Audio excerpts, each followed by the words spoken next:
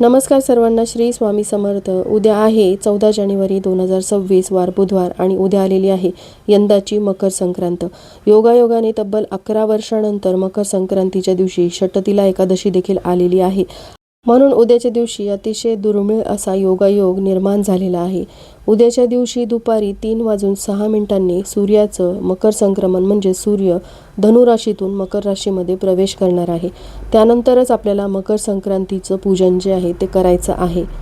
मकर संक्रांतीला पूर्णावरणाचा किंवा तिळाच्या पोळीचा नैवेद्य तयार केला जातो. पण उद्या एकादशी आल्याने बऱ्याच जणांच्या मनामध्ये हा संभ्रम आहे की देवांना नैवेद्य कोणता अर्पण करायचा आहे. त्याचबरोबर उद्याच्या दिवशी काही उपाय देखील केले जातात. तर असाच एक उपाय आपल्याला उद्या करायचा आहे. यामध्ये उंबरठ्यावरती ही एक वस्तू ठेवायची आहे.